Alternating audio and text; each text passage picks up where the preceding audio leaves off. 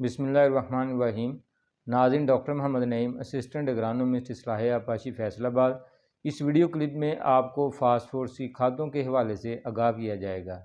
तो ये लेक्चर की एक सीरीज़ है ताकि ज़मींदार फास्फोरस को अच्छे तरीके से समझ लें। तो ये मैं छोटे छोटे टुकड़ों में तकसीम करके आपको चीज़ें बताऊँगा ताकि फ़ास्फोरस के हवाले से जो भी आपके क्वेश्चन हैं वो क्लियर हो जाएँ, क्योंकि हमारी ज़मीनें जो फास्फोरस है वो 100% डेफिशिएंट है और इसकी सप्लाई जो अच्छी पैदावार के लिए बहुत ज़रूरी है।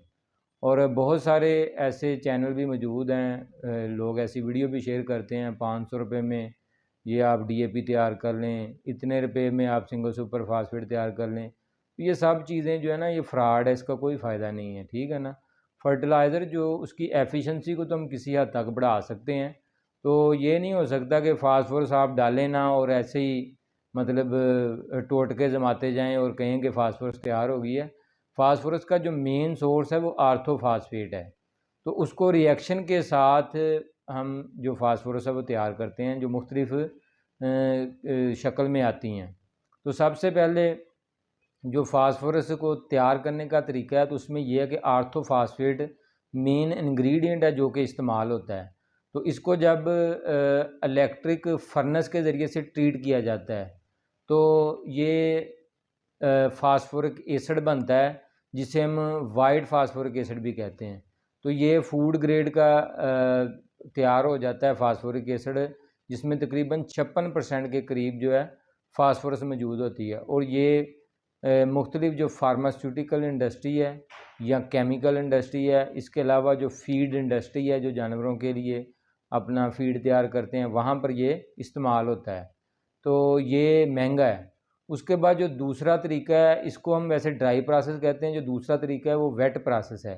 तो इसमें हम रॉक फास्फेट को ट्रीटमेंट देते हैं एसिड के साथ।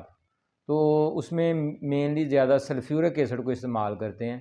तो जब इसका रिएक्शन इसके साथ होता है तो फिर फास्फोरिक एसिड बनता है, जिसे हम ब्लैक एसिड भी कहते हैं और फर्नेस एसिड भी कहते हैं। तो इसके बाद इसमें कह लें कि सिंगल सुपर फास्फेट और इसी तरह ट्रिपल सुपर फास्फेट ये इसमें तैयार होती हैं। तो अगर हम इसमें कह लें कि एक अमोनिया अगर शामिल करें फास्फोरिक एसिड में, तो ये कोल्ड प्रोसेस है, यानी कि इसमें कह लें नॉर्मल टेम्परेचर पे इसमें शामिल करते हैं। तो इससे डाई अमोनियम फास्फेट, डीएपी और मोनो अमोनियम फास्फेट जो कि जोरावर के नाम से आती है, तो वो इसमें तैयार हो जाती है।